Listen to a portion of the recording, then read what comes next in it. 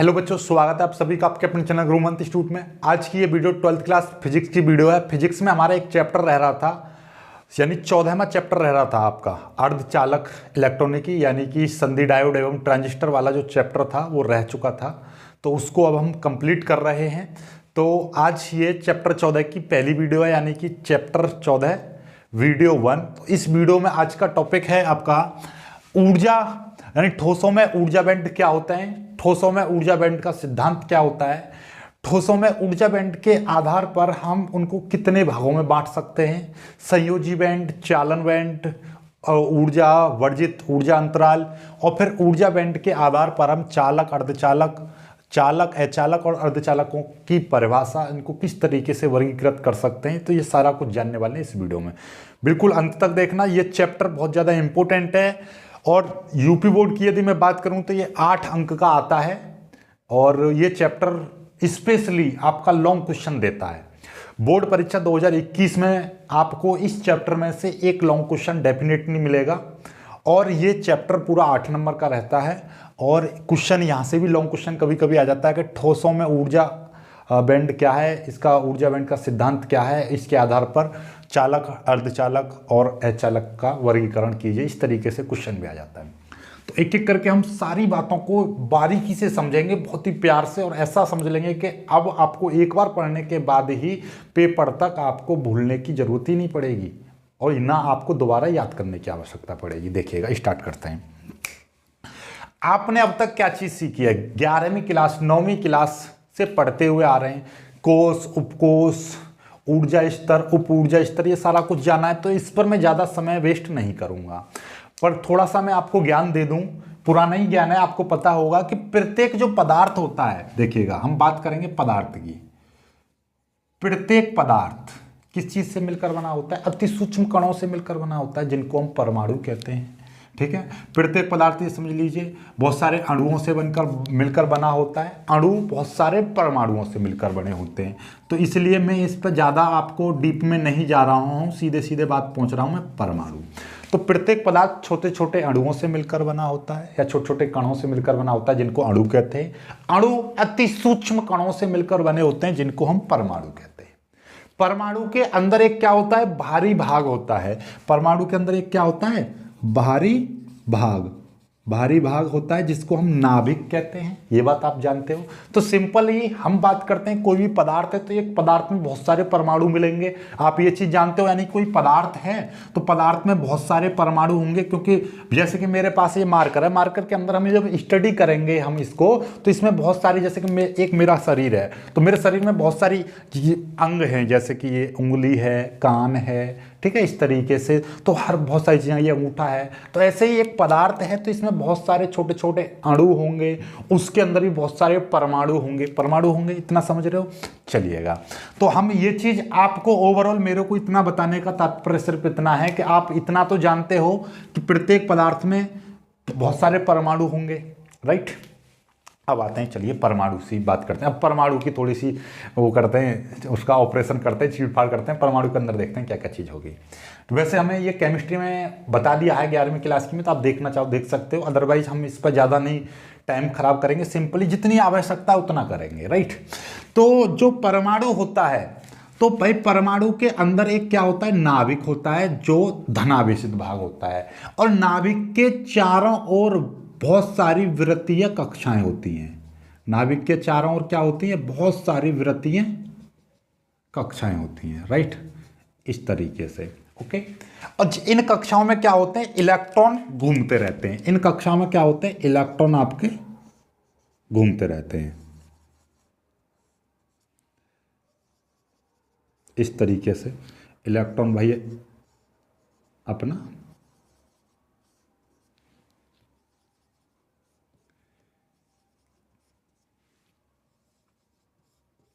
समझ गए?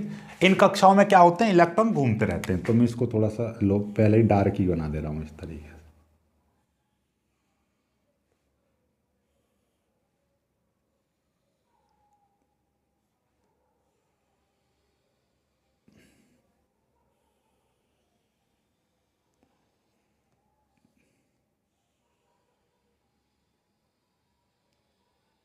लीजिए, ठीक है, तो ये क्या है भाई साहब, ये हैं आपके इलेक्ट्रॉन जो कि इसमें क्या कर रहे हैं, दबा दब घूमे जा रहे हैं।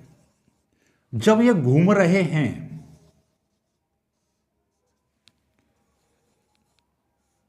तो भैया इनमें कुछ ना कुछ अपने आप में एनर्जी होगी, राइट।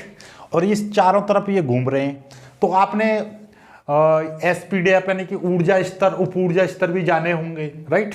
तो वो होते हैं, तो उनके बारे में हम नहीं बता रहे, सीधे सीधे हम बात करते हैं, आपको समझ में आ जाएगा। देखिएगा कि भाई जब ये इलेक्ट्रॉन घूम रहा है तो इसके अंदर कुछ ना कुछ ऊर्जा है, ऊर्जा लेकर घूम रहा है। तो इसमें ये अपनी, और एक वैज्ञानिक थे उन्होंने ये भी बताई थी, प्रत्येक इलेक्ट्रॉन अपनी एक निश्चित कक्षा में घूमता है, अपनी एक कक्षा में, यानी कि ये इस वाली कक्षा में घूमेगा तो इसी कक्षा में घूमता रहेगा, दूसरी कक्षा में तो और इलेक्ट्रॉन है, तो ऐसा नहीं कि वो इधर को आ जाएंगे ऐसे कि अपना, नहीं, अपनी एक निश्चित कक्षा में घूमते रहते हैं, ठीक है। तो अब ये नाभिक है, नाभिक के चारों ओर इलेक्ट्रॉन घूम रहे हैं। प्रत्येक पदार्थ जो होता है बहुत सारे अणुओं से मिलकर बना होता है, अणु बहुत सारे परमाणुओं से मिलकर बने होते हैं, और परमाणु के अंदर एक बाहरी भाग होता है जिसे हम नाभिक कहते हैं, और नाभिक के चारों ओर बहुत सारी कक्षाएं होती हैं, और इन कक्षाओं में इलेक्ट्रॉन भ्रमण करते रहते हैं, इलेक्ट्रॉन लगातार घूमते रहते हैं। इतना तो हमने पहले ही पढ़ चुके हैं केमिस्ट्री में, राइट। अब हमें तो फिजिक्स पढ़नी है, और फिजिक्स में हमें पढ़ना है ऊर्जा बैंड। तो ऊर्जा बैंड क्या होता है, अब आती है, यहां से निकल के देखिएगा। जैसे कि भाई अब इसमें क्या है, इलेक्ट्रॉन अपनी एक निश्चित कक्षा में अपनी एक निश्चित ऊर्जा स्तर में घूमता रहता है, ठीक है। अपनी एक निश्चित कक्षा में या निश्चित ऊर्जा स्तर में घूमता रहता है, अपनी एक निश्चित ऊर्जा को लेकर अपने ही एक निश्चित क्षेत्र में घूमता रहता है। जैसे ही कोई एक ठोस है, कोई ठोस पदार्थ है, तो ठोस पदार्थ में क्या होता है, बहुत सारे अणु रहते हैं, बहुत सारे परमाणु रहते हैं। तो बहुत सारे परमाणु मिलकर किसी ठोस की रचना करते हैं। तो जैसे कि मैं मान के चल रहा हूं कि एक परमाणु है, इस तरीके से भाई एक यहां पर ये है, इसके चारों ओर बहुत सारी कक्षाएं हैं। एक परमाणु यहां पर रहेगा, इसके भी बहुत सारी कक्षाएं रहेंगी, राइट। एक परमाणु इधर रहेगा, यानी इस एक नाभिक इधर रहेगा, इसकी भी बहुत सारी कक्षाएं रहेंगी। एक नाभिक इधर रहेगा, इसकी भी बहुत सारी अपने आप में कक्षाएं रहेंगी।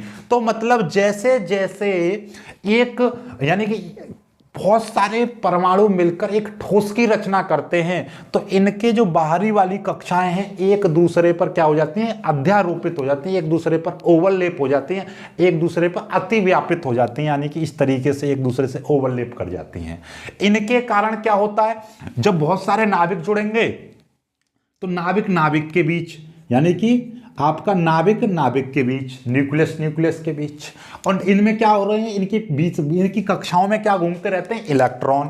इन कक्षाओं में क्या घूम रहे हैं, ध्यान से समझ लें। इन कक्षाओं में थ्योरी भी बता दूंगा किस तरीके से लिखनी है, पहले ये चीज समझो कि इनमें क्या घूम रहे हैं, इलेक्ट्रॉन है इन कक्षाओं में। तो इलेक्ट्रॉन इलेक्ट्रॉन के बीच और इलेक्ट्रॉन नाभिक के बीच क्या लगेगा भाई, बहुत सारे, यानी कि नाभिक नाभिक दोनों, नाभिक कैसा, धनावेशित, दूसरा नाभिक भी धनावेशित, नाभिक नाभिक के बीच में प्रतिकर्षण का बल लगेगा, इलेक्ट्रॉन इलेक्ट्रॉन के बीच प्रतिकर्षण का बल लगेगा, और इलेक्ट्रॉन नाभिक, ये वाला इलेक्ट्रॉन ये वाला इलेक्ट्रॉन ये वाला नाभिक, ये वाला इलेक्ट्रॉन ये वाला नाभिक, इस तरीके से ये इलेक्ट्रॉन नाभिक। तो मतलब क्या, आकर्षण प्रतिकर्षण बल लगेंगे, तो इनके बीच में क्या हो जाता है, एक बहुत सारी अन्योन्य क्रियाएं होने लगती हैं। यानी कि जब कोई बहुत सारी चीजें, एक इधर खींच रहा है एक इधर खींच रहा है, एक इधर बल लग रहा है एक इधर बल लग रहा है, तो इस तरीके से उसमें क्या हो जाती है, बहुत सारी अन्योन्य क्रियाएं होती हैं। यानी कि इनके अंदर आकर्षण प्रतिकर्षण बल के कारण अन्योन्य क्रियाएं उत्पन्न हो जाए, अन्योन्य क्रियाएं होने लगती हैं। क्या होने लगती हैं, अन्योन्य क्रियाएं होती हैं। अन्योन्य क्रियाओं के कारण इसमें जो ऊर्जा स्तर थे, जैसे कि इलेक्ट्रॉन अपनी ही ऊर्जा स्तर में घूम रहा था, तो ये जो ऊर्जा स्तर हैं बहुत सारे ऊर्जा स्तरों में विभक्त हो जाते हैं। तो ये जो इलेक्ट्रॉन के ऊर्जा स्तर बहुत सारे ऊर्जा स्तरों में विभक्त हो जाते हैं। यानी कि इनके इलेक्ट्रॉन के ऊर्जा स्तर कैसे हो जाते हैं, बहुत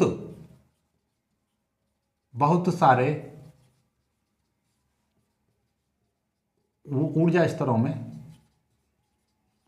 विभक्त हो जाते हैं। इन्हीं विभक्त ऊर्जा स्तरों को क्या बोलते हैं, ऊर्जा बैंड। अर्थात यही ऊर्जा स्तर बहुत सारे ऊर्जा स्तरों में विभक्त हो जाते हैं, जो एक बैंड का रूप ले लेते हैं, विभक्त हो जाते हैं, जो एक बैंड का रूप ले लेते हैं, एक बैंड का रूप ले लेते हैं, जिन्हें हम ऊर्जा बैंड कहते हैं। अब बैंड मतलब पों पों पों करने वाला बैंड नहीं है। बैंड का मतलब क्या है, एक जैसे बोलते ना हाथ में भाई तेरे क्या ये बैंड सी बांध रखी है हाथ में, तुमने वो अभी आए थे कि फ्रेंडशिप डे के ये फ्रेंडशिप बैंड है ये, तो बैंड एक प्रकार की एक पट्टी टाइप की, ठीक है ना। तो इस टाइप की ये देखिएगा, जब से ये यहाँ पर जा रहा है, ये इस तरीके से जा रहा है, ये इस तरीके से जा रहा है, तो ये यहाँ पर क्या है, बहुत सारे ऊर्जा स्तर अलग अलग टाइप के बन जाते हैं। जैसे कि हम मान लीजिए एक रास्ता ऐसे है, ये दो रास्ता है, अब इस तरीके से एक और रास्ता बन जाए तो यहाँ पर क्या एक रास्ता ऐसे ही बन गया, एक रास्ता ये भी बन गया। अब यहीं पर एक और इस तरीके से बन जाए तो ये तो रास्ता था ही, यहाँ पर एक और रास्ता बन गया इस तरीके से। तो ये कट कट के नहीं है, बहुत सारे ऊर्जा स्तर बन जाते हैं, बहुत सारे रास्ता बन जाते हैं। पर इलेक्ट्रॉन के आप देखोगे तो उसमें क्या होता है, बहुत सारे रास्ते से आपको दिखाई देंगे, आपको ये इस तरीके से, और यहाँ पर एक और आ जाए यहाँ पर तो इस तरीके से, तो उसका अपने आप में तो ये बहुत सारे बैंड से नहीं दिखाई दे रहे हैं। इसी तरीके से आपके बहुत सारे रास्ते से बन जाते हैं, बहुत सारे बैंड बन जाते हैं, बहुत सारे एक प्रकार की क्या बन जाती है, पट्टियां बन जाती हैं ऊर्जा की, उन्हीं को बोलते हैं हम ऊर्जा बैंड, राइट। तो अब आपको लिखना कैसे है देखिएगा। एक तो बात यह है कि जो मैं बोल रहा हूं वो थ्योरी आप लिख लें, समझ तो गए, ठीक है। क्या समझे हम कि प्रत्येक पदार्थ बहुत सारे अणुओं से मिलकर बना होता है, और बहुत सारे अणु बहुत सारे परमाणुओं से मिलकर बने होते हैं। परमाणु के अंदर एक भारी भाग होता है जिसे हम नाभिक कहते हैं, और नाभिक के चारों ओर बहुत सारी वृत्तीय कक्षाएं होती हैं जिनमें इलेक्ट्रॉन घूमते रहते हैं। जब बहुत सारे परमाणु मिलकर किसी ठोस की रचना करते हैं तो इन परमाणुओं के नाभिक इलेक्ट्रॉन तथा इलेक्ट्रॉन नाभिक के बीच आकर्षण प्रतिकर्षण बलों के कारण अन्योन्य क्रियाएं होती हैं, जिससे इन परमाणुओं में उपस्थित इलेक्ट्रॉनों के ऊर्जा स्तर बहुत सारे ऊर्जा स्तरों में विभक्त हो जाते हैं और एक बैंड का रूप ले लेते हैं। इन्हीं बैंड को हम ऊर्जा बैंड कहते हैं। हो गई ना बहुत ही प्यारी सी थ्योरी। अब या तो जो मैंने बोला है वो आप लिखते रहो, या फिर आपके पास में दूसरा रास्ता ये है कि मैं अपने हाथों से लिखकर इनके नोट्स में आपको प्रोवाइड करा दूं। तो मैं आपको नोट्स कैसे प्रोवाइड कराऊंगा, तो उसकी दो कंडीशन है। या तो आप हमारे ऐप को डाउनलोड कर लो तो आज ही जाकर मिल जाएंगे नोट्स, या फिर इस चैप्टर को खत्म हो जाने दो तब मैं आपको दूंगा। आपको चाहिए कि आज के आज चाहिए तो डिस्क्रिप्शन में एक लिंक दे रखी है हमारे एंड्रॉयड एप्लीकेशन की, उस एप्लीकेशन को डाउनलोड कर लो। वहां पे बहुत सारी चीजें मिल जाएंगी आपको, जैसे कि unsolved paper, solved paper, physics chemistry के नोट्स, सैंपल पेपर्स मिल जाएंगे, ठीक है, और एनसीईआरटी का सॉल्यूशन मिल जाएगा, मैथ का पूरा सॉल्यूशन मिल जाएगा। तो ये सारा कुछ फ्री में मिल जाएगा, आप तो वहाँ ऐप से ले सकते हो। गुरुमंत्र इंस्टीट्यूट, यदि डिस्क्रिप्शन में लिंक ना मिले तो आप सीधे सीधे प्ले स्टोर पर जाओ, सर्च करो गुरुमंत्र इंस्टीट्यूट, और इस थोड़े को थोड़ा सा याद कर लेना, क्योंकि हमारा एक इस टाइप का फोटो मिलेगा ऐसे, है ना, तो वो देख लेना आप, तो उसमें पता चल जाएगा आपको। तो वहाँ से जाकर उस ऐप को इंस्टॉल कर लेना, अपना नाम वगैरह डाल के उसे ओपन करके हम सारा कुछ मिल जाएगा, राइट। तो आपके पास दो रास्ते हैं, ठीक है। तो आपको पता चल गया, एक बार और मैं जल्दी जल्दी बता दे रहा हूँ क्या है ऊर्जा बैंड। कि जब बहुत सारे परमाणु, सीधे सीधे इतना लिख दो, इसको मारा गोली, सीधे सीधे यहां से स्टार्ट करो। जब बहुत सारे परमाणु मिलकर किसी ठोस की रचना करते हैं तो जब बहुत सारे परमाणु मिलकर किसी ठोस की रचना करते हैं तो परमाणु में उपस्थित नाभिकों, इलेक्ट्रॉनों तथा इलेक्ट्रॉन नाभिकों के बीच आकर्षण प्रतिकर्षण बलों के कारण अन्योन्य क्रियाएं होती हैं, जिससे इलेक्ट्रॉनों के ऊर्जा स्तर बहुत सारे ऊर्जा स्तरों में विभक्त हो जाते हैं और एक ऊर्जा बैंड का रूप ले लेते हैं। इस ऊर्जा बैंड को, इस बैंड को ही हम ऊर्जा बैंड कहते हैं। अब ऊर्जा बैंड भी कितने प्रकार के होते हैं? दो प्रकार के होते हैं भाई। ऊर्जा बैंड दो प्रकार के कौन कौन से होते हैं? ऊर्जा बैंड होते हैं भाई दो प्रकार के, ध्यान से समझेंगे। दो प्रकार के कौन कौन से हैं ऊर्जा बैंड? ऊर्जा बैंड एक तो होता है भाई हमारा संयोजी बैंड, और एक होता है हमारा चालन बैंड, और एक इन्हीं के बीच में आता है वर्जित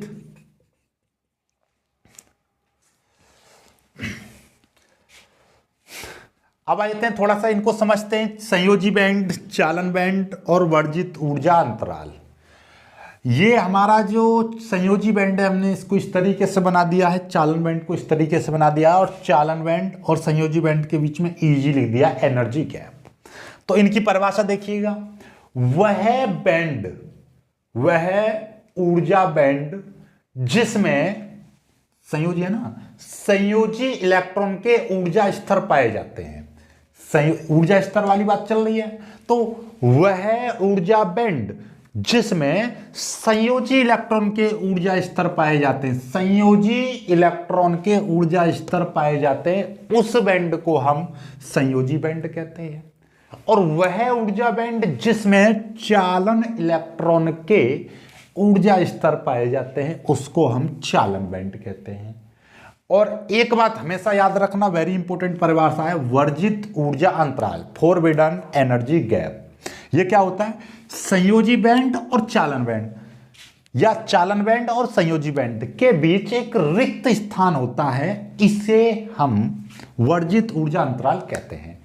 और नोट करके लिख देना कि वर्जित ऊर्जा अंतराल में कभी कोई इलेक्ट्रॉन नहीं पाया जाता, ना तो उसमें चालन इलेक्ट्रॉन होता है और ना ही उसमें आपका संयोजी इलेक्ट्रॉन पाया जाता है। हमेशा याद रखना कि भैया वर्जित ऊर्जा अंतराल में कोई इलेक्ट्रॉन नहीं पाया जाता है। ये दोनों ऊर्जा यानी कि दो बैंड होती हैं हमेशा। अब देखिएगा, यहीं से आपको बताऊंगा कि भाई मैं इसमें क्या ये लकड़ी है या प्लास्टिक है, उसमें इलेक्ट्रॉन पाए जाते हैं लेकिन फिर भी धारा नहीं बहती है। क्यों नहीं बहती है उसका भी कारण पता चलेगा, अभी देखो ध्यान से समझते रहिए। तो ये चीज समझ में आ गई आपको, संयोजी बैंड, चालन बैंड और वर्जित ऊर्जा अंतराल, कि भैया चालन बैंड और संयोजी बैंड, या यूं कह दो संयोजी बैंड और चालन बैंड के बीच में एक खाली स्थान रहता है जिसे हम ऊर्जा अंतराल कहते हैं या वर्जित ऊर्जा अंतराल कहते हैं। वह बैंड या वह ऊर्जा बैंड जिसमें संयोजी इलेक्ट्रॉनों के ऊर्जा स्तर पाए जाते हैं, उसे हम संयोजी बैंड कहते हैं। और वह बैंड या वह ऊर्जा बैंड जिसमें चालक इलेक्ट्रॉन या चालन इलेक्ट्रॉन के क्या पाए जाते हैं, ऊर्जा स्तर पाए जाते हैं, चालन बैंड कहलाता है। चलिए इसका स्क्रीनशॉट ले लो, फिर आगे बढ़ते हैं। अब इनका हम एक चीज और है यहां पर देखिएगा, मैं आपको एक चीज और समझा देता हूं यहीं से, कि भाई जैसे कि हमारा जब कभी भी हम इलेक्ट्रॉनिक विन्यास करते हैं, एक चीज और सीखिए फिर मैं आगे बढ़ूंगा, कि जब हम किसी भी चीज का इलेक्ट्रॉनिक विन्यास करते हैं तो क्या होता है, मोस्टली हमेशा याद रखना कि भाई जैसे कि इस तरीके से मैं बना दे रहा हूं इसको, कि ये 1s 2s 1s 2s 2p 3s 3p और 3p के बाद में 3d फिर 4s, इस तरीके से रहते हैं, राइट। और मोस्टली बात करी जाए तो इसमें 2 इलेक्ट्रॉन आ जाते हैं, इसमें भी 2 इलेक्ट्रॉन आ जाते हैं, इसमें 6 इलेक्ट्रॉन 1 2 3 4 5 6 और इसमें 2 इलेक्ट्रॉन आ जाते हैं। तो फिर ये ऊपर वाले मोस्टली ये खाली रह जाते हैं लगभग, यदि हम बात करें तो। इसीलिए हम कह सकते हैं कि भैया ये जो यहाँ तक की जो चीज़ें हैं, ये है आपका संयोजी बैंड बना लेते हैं, यहाँ तक संयोजी बैंड। और ये ऊपर के मोस्टली क्या बना लेते हैं, आपका चालन बैंड बना लेते हैं। चालन बैंड में मुख्यतः खाली रहते हैं या उसमें कम इलेक्ट्रॉन पाए जाते हैं, राइट। और इनमें कम इलेक्ट्रॉन होने के कारण क्या होता है कि ये नाभिक से बहुत दूर चली जाती हैं कक्षाएं, और जब दूर चली जाती हैं तो फिर क्या हो जाता है कि इसमें जो आपका इलेक्ट्रॉन है वो मुक्त हो जाता है, यानी कि वो टेढ़ी मेढ़ी गति करने लगता है। मुक्त का मतलब शराबी बन जाता है, टेढ़ा मेढ़ा चलने लगता है, यानी वही इलेक्ट्रॉन जो टेढ़ा मेढ़ा करता है ना, तो वही धारा प्रवाहित करने के लिए उत्तरदायी होता है। अभी समझेंगे उसके पूरी थ्योरी को, समझेंगे बहुत ही प्यार से। अभी फिलहाल इनको मारा गोली, आपको ऊर्जा बैंड, संयोजी बैंड, चालन बैंड, वर्जित ऊर्जा अंतराल समझ में आया, ठोसों में ऊर्जा बैंड समझ में आया किस तरीके से बनते हैं और क्यों बनते हैं। अब सीधे सीधे हम चालक, अर्धचालक और इनकी परिभाषा करेंगे इसके आधार पर, संयोजी बैंड और चालन बैंड के आधार पर। देखिएगा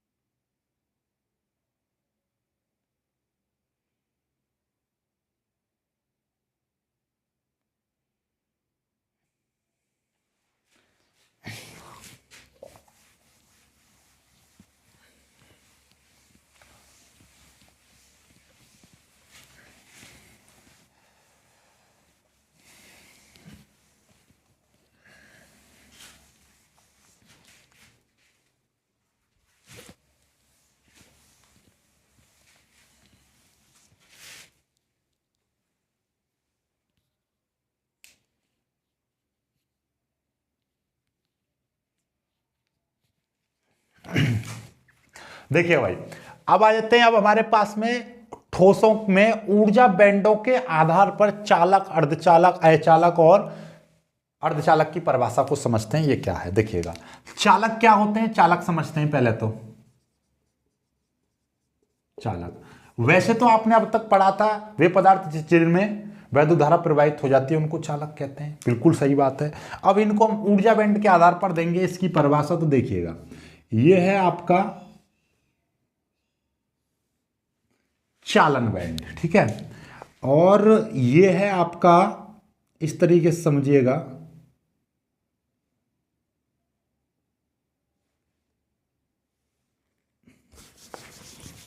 ऐसे बनाता हूं,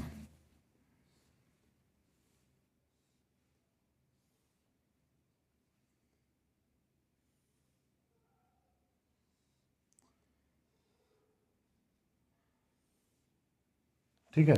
तो ये देखिएगा, ये है हम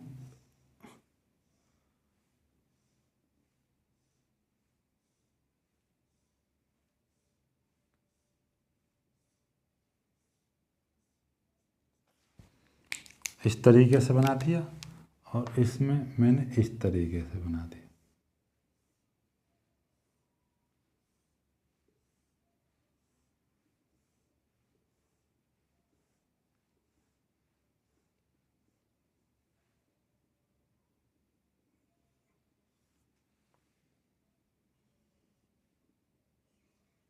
मतलब समझे? मतलब देखिएगा, आपको एक चीज दिखाई दे रही होगी कि मैंने यहां पर लिया है, तो देखिएगा यहां से, और ये सॉरी यहां से नहीं,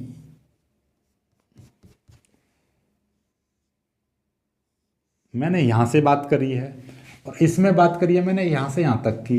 तो मतलब क्या है कि इसका एक हिस्सा दोनों में ओवरलैप कर रहा है। तो यानी कि चालक वे पदार्थ होते हैं जिसमें ये है आपका क्या है, चालन बैंड, और ये है आपका संयोजी बैंड, ठीक है। चालक की एक और है,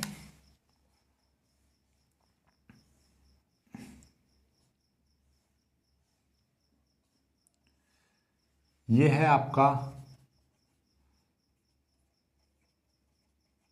चालन बैंड और ये है संयोजी बैंड, और इनके बीच में ये जो है आपका, ये है आपका Eg, और Eg मैं लिख दे रहा हूं 0.07 electron volt, 0.07 electron volt, okay.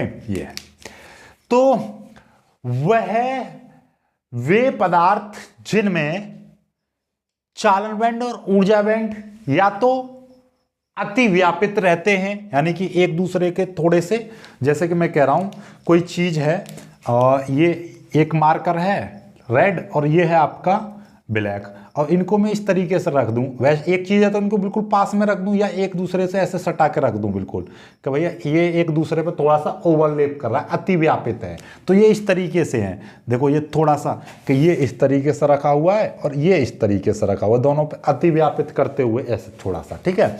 तो वे पदार्थ जिनमें चालन बैंड और संयोजी बैंड एक दूसरे से अतिव्यापित रहते हैं, या चालन बैंड और संयोजी बैंड के बीच वर्जित ऊर्जा अंतराल बहुत कम, ना के समान बहुत कम, अति सूक्ष्म यानी कि नगण्य, अर्थात 0.07 इलेक्ट्रॉन वोल्ट के बराबर या इससे कम रहता है, इसके बराबर या इससे कम रहता है, यानी कि इस तरीके से वर्जित ऊर्जा अंतराल इसके बराबर या इससे कम रहता है, उनको बोलते हैं हम चालक कहते हैं उनको चालक। इसका मतलब यह है कि इसके अंदर जो ये संयोजी बैंड हमेशा भरा रहता है, संयोजी बैंड चाहे वो चालक हो या अर्धचालक हो या आपका अचालक हो, उन सभी में संयोजी बैंड में इलेक्ट्रॉन पाए जाते हैं। तो हमेशा याद रखना कि जो चालक होते हैं, चालकों में क्या होते हैं, संयोजी बैंड में इलेक्ट्रॉन होते हैं,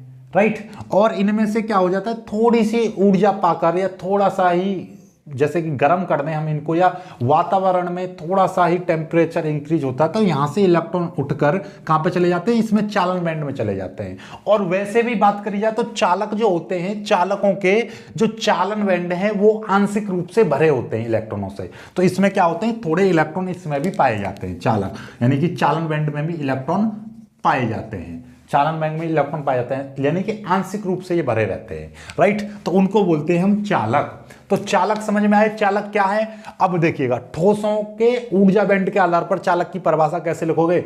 चालक वे पदार्थ होते हैं जिनमें चालन बैंड इलेक्ट्रॉनों से आंशिक रूप से भरे होते हैं और उनके चालन बैंड और ऊर्जा बैंड या तो अतिव्यापित रहते हैं, या तो क्या रहते हैं, अतिव्यापित रहते हैं, या चालन बैंड और संयोजी बैंड के बीच वर्जित ऊर्जा अंतराल 0.07 वोल्ट होता है या इससे कम रहता है। उन पदार्थों को हम क्या कहते हैं, चालक कहते हैं। तो चालक समझ में आ गया।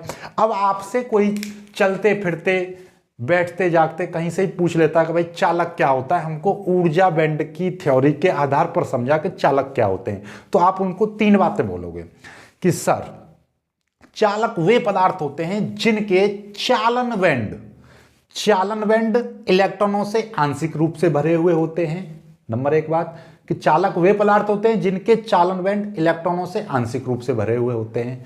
दूसरी बात कि चालक वे पदार्थ होते हैं जिनमें चालक बैंड यानी चालन बैंड और संयोजी बैंड एक दूसरे से अतिव्यापित रहते हैं, या तो चालक बैंड और संयोजी बैंड एक दूसरे से अतिव्यापित रहते हैं यानी कि एक दूसरे से सटे हुए रहेंगे, या चालन बैंड और संयोजी बैंड के बीच वर्जित ऊर्जा अंतराल बहुत कम, बहुत नगण्य रहता है, अर्थात 0.07 इलेक्ट्रॉन वोल्ट के बराबर या उससे कम रहता है, यानी बहुत छोटा सा रहता है। इलेक्ट्रॉन फटाक से यहां से ऊपर पहुंच जाता है, तो यानी कि इसमें वैद्युत धारा प्रवाहित होने लगती है। तो कुल मिला के बात यह है कि वही पदार्थ इलेक्ट्रॉन यानी कि वह पदार्थ जिसमें चालक बैंड में यानी चालन बैंड में इलेक्ट्रॉन पाए जाते हैं वही चालक होता है, उसमें से ही वैद्युत धारा प्रवाहित हो जाती है और किसी से नहीं होती है। तो ये चीज पता चल गई आपकी। चलिएगा, तो चालक तो समझ में आ गया चालक क्या है। अब बात कर लेते हैं हम अचालक की। तो अचालक का मतलब क्या है कि देखिएगा, बात करेंगे हम अचालक की, तो इसको स्क्रीनशॉट ले लीजिएगा।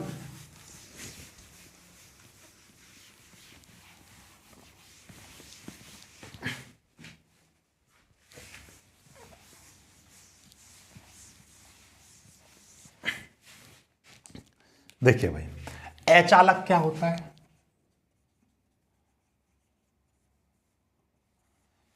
इसी थ्योरी के आधार पर देंगे कि यानी कि वे पदार्थ जिनमें देखिएगा, ये है आपका संयोजी चालन बैंड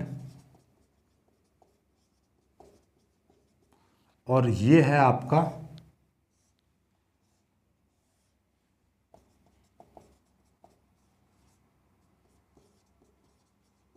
संयोजी बैंड, और इनके बीच में देखिएगा मैंने क्या बना दिया है, ये जो एनर्जी गैप है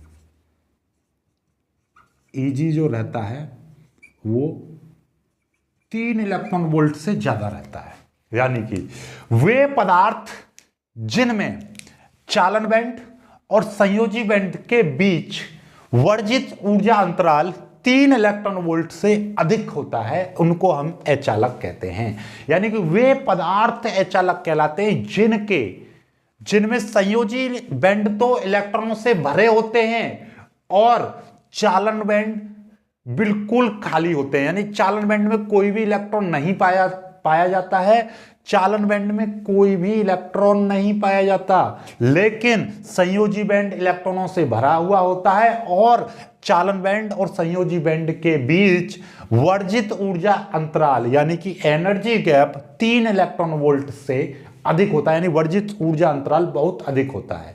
यानी कि इनके बीच में ये जो बैंड है ये बहुत दूर दूर होते हैं, तो यानी कि कितना इनका कितना भी ताप बढ़ा दें फिर भी इलेक्ट्रॉन यहां से चालन बैंड में नहीं पहुंच पाता है। जब चालन बैंड में इलेक्ट्रॉन नहीं पहुंच पाएगा तो धारा प्रवाहित होगी नहीं, धारा प्रवाहित नहीं होगी तो वो अचालक रहेंगे।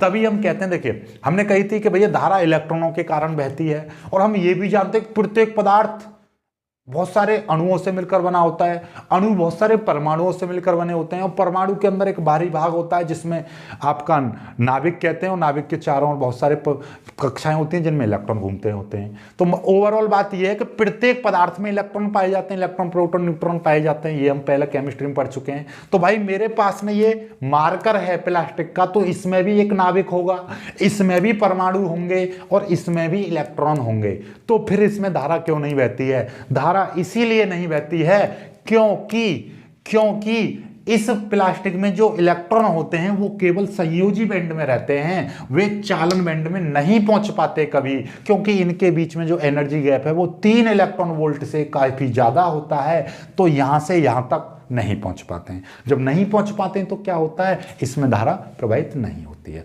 धारा प्रवाहित नहीं होती है तो आप जानते हो चालक के तो एग्जाम्पल आप जानते हो ना, चालक जैसे कि लोहा, चांदी, ठीक है, आपका कॉपर, ये ठीक है, और अचालक यानी कि कांच, प्लास्टिक, ये सब हैं का आपके क्या है, लकड़ी, ये सब अचालक होते हैं। तो अचालक समझ में आ गया, ठीक है, जिनके बीच में चालन बैंड और संयोजी बैंड के बीच ऊर्जा अंतराल बहुत अधिक होता है, अर्थात 3 इलेक्ट्रॉन वोल्ट से भी ज्यादा होता है, और इनके चालन बैंड पूर्णतः खाली होते हैं और संयोजी बैंड पूर्णतः भरे होते हैं इलेक्ट्रॉनों से, तो उनको बोलते हैं हम अचालक, राइट। अब बात आती है अर्धचालक क्या होते हैं। अर्धचालक, भैया अर्धचालक वे पदार्थ होते हैं जिनकी चालकता चालकों से तो कम और अर्धचालकों से अधिक होती है, उनको हम कहते हैं अर्धचालक। लेकिन ये बात तो उस पर नहीं हुई ना ऊर्जा बैंड के आधार पर, तो ऊर्जा बैंड के आधार पर हम बताते हैं इनकी परिभाषा, अचालकों की परिभाषा हम बताते हैं कि ये देखिएगा, ये है आपका चालन बैंड,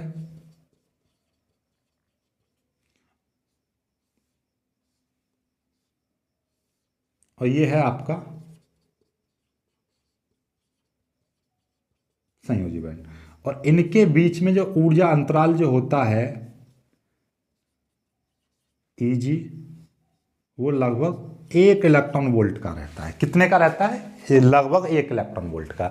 तो वे पदार्थ जिनके चालन बैंड और संयोजी बैंड के बीच ऊर्जा अंतराल बहुत कम होता है, अर्थात 1 इलेक्ट्रॉन वोल्ट के, लगभग 1 इलेक्ट्रॉन वोल्ट के बराबर होता है, उन पदार्थों को हम अर्धचालक कहते हैं। अर्धचालक की परिभाषा समझ में आ गई, यानी कि इनके बीच में ऊर्जा अंतराल तो कम रहता है लेकिन चालन बैंड फिर भी खाली रहता है। चालन बैंड खाली होने के कारण अर्धचालकों में डायरेक्टली धारा प्रवाहित नहीं होती है, लेकिन जब इसमें कोई पदार्थ मिला दें या इनमें हम क्या कर दें, धारा प्रवाहित कर दें, तो यानी कि मतलब इनका टेम्परेचर बढ़ा दें, टेम्परेचर बढ़ा देते हैं तो इसमें धारा प्रवाहित होने लगती है। यानी कि इसमें से संयोजी बैंड में से इलेक्ट्रॉन उठकर चालन बैंड में पहुंच जाता है। चालन बैंड में कब पहुंचेगा? जब हम इसका टेम्परेचर बढ़ा देते हैं। जैसे ही टेम्परेचर बढ़ा देते हैं तो ये जो वर्जित ऊर्जा अंतराल है थोड़ा और कम हो जाता है और यहां से इलेक्ट्रॉन उठकर चालन बैंड में चला जाता है। चालन बैंड में चला जाएगा तो इसमें क्या है, धारा प्रवाहित होने लगती है। तो समझ में आ गया। तो ओवरऑल बात यह है कि जिन पदार्थों में, वे पदार्थ जिनमें चालन बैंड, जिनके चालन बैंड और संयोजी बैंड के बीच वर्जित ऊर्जा अंतराल बहुत कम होता है, अर्थात 1 इलेक्ट्रॉन के लगभग बराबर होता है, 1 इलेक्ट्रॉन वोल्ट के लगभग बराबर होता है, उन पदार्थों को हम अर्धचालक कहते हैं। अर्धचालकों में चालन बैंड पूर्णतः खाली होते हैं, संयोजी बैंड पूर्णतः भरे हुए होते हैं इलेक्ट्रॉनों से। लेकिन जब हम इनका टेम्परेचर बढ़ा देते हैं, इनका ताप बढ़ा देते हैं, तो संयोजी बैंड में से कुछ इलेक्ट्रॉन निकलकर चालन बैंड में पहुंच जाते हैं और इन पदार्थों में धारा प्रवाहित होने लगती है। तो इन पदार्थों में, अर्धचालकों में धारा प्रवाहित हो जाती है, लेकिन कब होती है? जब हम इनका टेम्परेचर बढ़ा देते हैं या हम इनमें कुछ इंप्योरिटी मिला देते हैं, यानी कोई दूसरा पदार्थ मिला देते हैं, तो इसमें से जो इलेक्ट्रॉनों की जो संयोजी में से संयोजी बंध टूट जाते हैं और यहां से इलेक्ट्रॉन निकलकर कहां पहुंच जाते हैं? चालन बैंड में पहुंच जाते हैं, राइट। तो ये होता है इसका प्रोसेस। तो इसमें इसके जैसे कि जर्मेनियम, जर्मेनियम, सिलिकॉन, ये अर्धचालक होते हैं। इनमें धारा प्रवाहित नहीं होती है, लेकिन जब इनका टेम्परेचर बढ़ा देते हैं या फिर हम इनमें कोई दूसरा पदार्थ मिला देते हैं जिससे इनका संयोजी बैंड में जो उपस्थित इलेक्ट्रॉन यानी सहसंयोजक बंध से जुड़े रहते हैं वो टूट जाता है, तो वहां से इलेक्ट्रॉन उठकर चालन बैंड में पहुंच जाता है, अर्थात इसमें क्या हो जाता है, धारा प्रवाहित होने लगती है। तो इनमें डायरेक्टली धारा नहीं, इनडायरेक्टली बहती है, मतलब इनका टेम्परेचर बढ़ाकर। चालकों का, अचालकों का क्या होता है, कितना भी इनका टेम्परेचर बढ़ा जल जाएंगे, प्लास्टिक जल जाएगी पर धारा प्रवाहित नहीं होगी। और हम बात करें चालक की, तो चालक की तो नॉर्मल टेम्परेचर पर भी धारा प्रवाहित होती है, क्योंकि इनके चालकों में क्या होता है, एक तो ऊर्जा अंतराल होता ही नहीं है, या तो वो एक दूसरे के ओवरलैप करते हैं या फिर इनके बीच में बहुत कम होता है, और जब कम होगा तो चालन बैंड में पहले से ही इलेक्ट्रॉन होंगे चालन बैंड में, तो इसमें धारा प्रवाहित हो जाती है। और हमेशा याद रखना, जो चालन बैंड में जो इलेक्ट्रॉन होते हैं उन्हीं के द्वारा धारा प्रवाहित होती है और किसी के द्वारा धारा प्रवाहित नहीं होती है। आई होप कि आपको ये सारी कुछ समझ में आ गया होगा। तो चालक, अर्धचालक और वगैरह वगैरह आपको समझ में आ गए होंगे, ऊर्जा बैंड समझ में आ गए होंगे। ऊर्जा बैंड के आधार पर अब आगे की थ्योरी चलेगी आपकी, आपका पी टाइप अर्धचालक, एन टाइप अर्धचालक, अर्धचालकों के प्रकार वगैरह वगैरह अब स्टार्ट होंगे आपके, राइट। तो ये वीडियो पसंद आया है तो वीडियो को लाइक करना, अपने दोस्तों के साथ शेयर करना, जो बच्चे नए हैं वो चैनल को सब्सक्राइब जरूर कर लेना। मिलते हैं कुछ वीडियो में, तब तक के लिए बाय बाय।